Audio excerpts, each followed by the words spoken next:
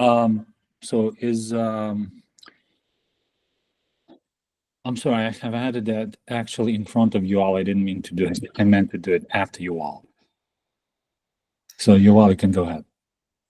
We actually don't have Yuval today, Oh, okay, okay. so you're up. Okay, so just the same thing that we've discussed on my PR a couple of days ago. So I know that your latest comment was that we need to some sort of high level coordination between the clients to prevent their operations from racing between zones. But the thing is, my example still, I think, stands valid.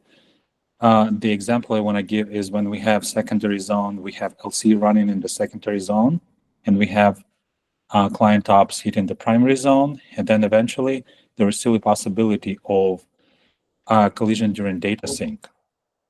So I'm not sure how we can coordinate in this case between LC and client IOPS and how we can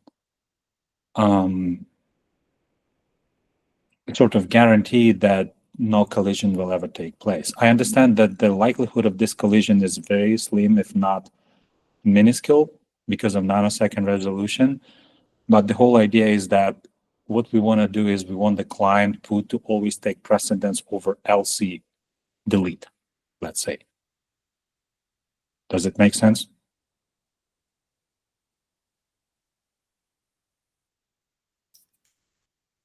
I mean, in what cases could a lifecycle delete race with a client write on the same thing? So we have LC running on the secondary zone independently from the primary zone.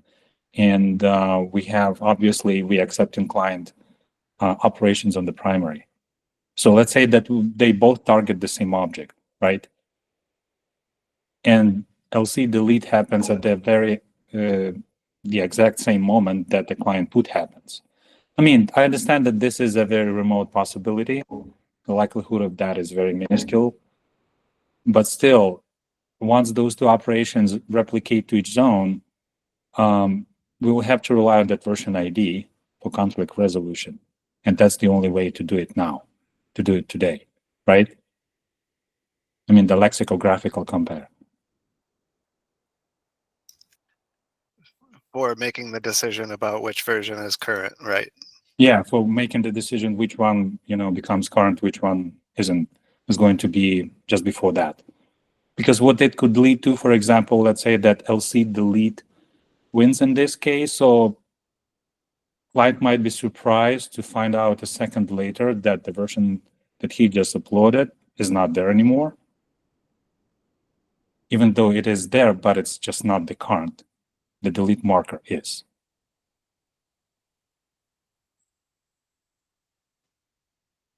That's how we actually discovered this problem in the first place. But of course, then we didn't have the nanosecond resolution. We only had the integer epochs. And that's how we learned of the problem.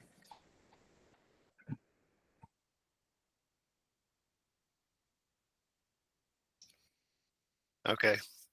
So if yeah. let's say in the code at the site when this conflict is detected, if we had access to the context in which it is happening, so we have two operations. Obviously, one is client initiated and the other one is initiated by LC.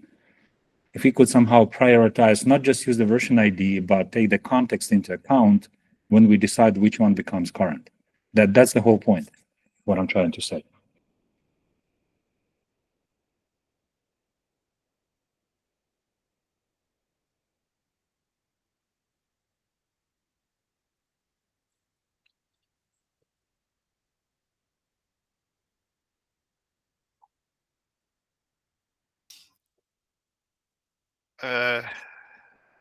I don't know. I mean, what if both of them are client apps and it's not lifecycle that's racing? Yeah, then deciding which one should come out on top is not going to be maybe as straightforward, but we could have provisions for that. Like that's why I talked about the other time I talked about this, about having like a configuration for this kind of conflict resolution. like what do we do if we have two client ops? Like if both zones accept client IO, then obviously there is no good default candidate for the winner. But in case of LC and client op, I mean, we would prefer the client op to always come out on top in our particular setup. So the lifecycle race that you're concerned about is, I guess, with versioned buckets when lifecycle is creating a delete marker that would Yes, be promoted to current. yes, yes. So the problem that led to the discovery of the issue was that client put was associated with the same epoch as LC delete on the secondary. And when the replication happened,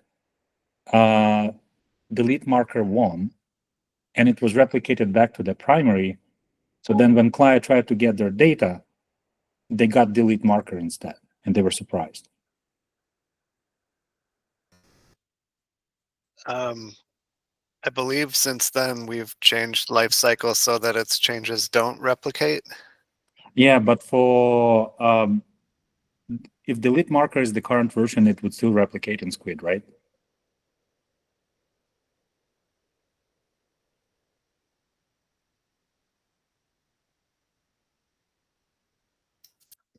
That I'm not sure about.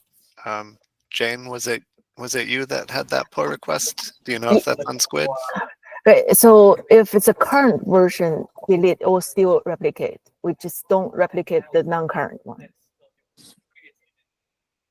Because if we don't replicate, we're gonna have a different instance ID for delete markers.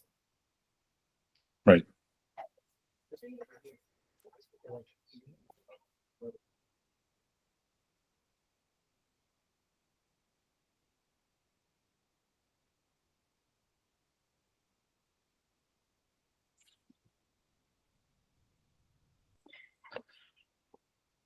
So anyway, I just wanted to bring this up because I think it's a valid concern, even though it's highly unlikely, I think, that this would ever happen. We would have to have a really hot object between zones for it to ever happen, because those timestamps are now taken at nanosecond resolution. So I'm yet to do like the large scale testing of this timestamp based epochs to see if I could get a single collision to happen. So, but still, I wanted to bring this up just so everyone's aware and understands the reasoning.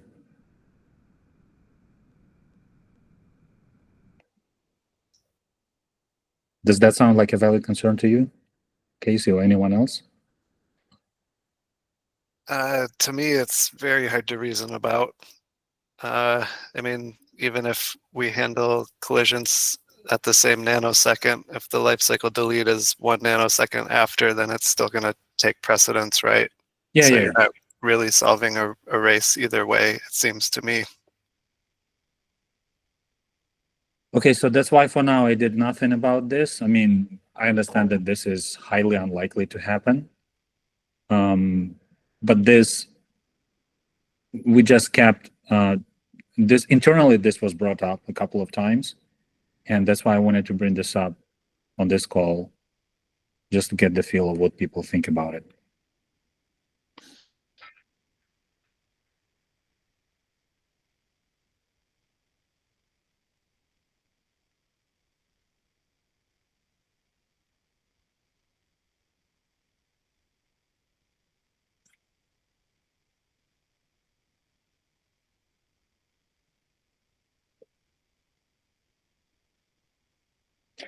Okay, so I would say that let me do the large scale testing.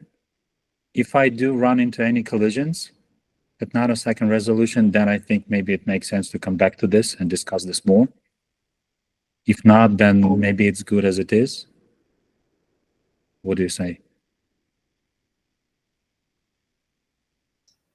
Well, I like the PR itself very much, so Thank I you. think my preference would be to not block progress on that in the meantime. Yep. as you said, collisions sound quite unlikely. And I certainly don't object to just logging them if that helps you debug or investigate that. Yeah, just so we are aware that they even happened, because should our clients reach out to us about any missing data, we could at least have something to go off of. Yep, sounds very reasonable. Okay. That's it then. Thank you.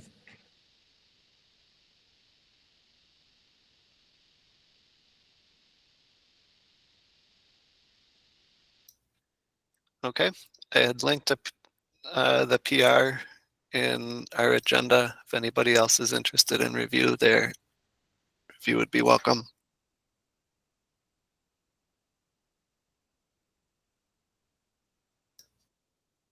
Okay, any other topics for the agenda?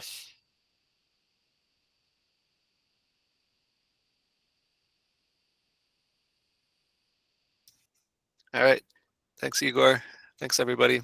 Thank you. See you next time. Thanks, everyone.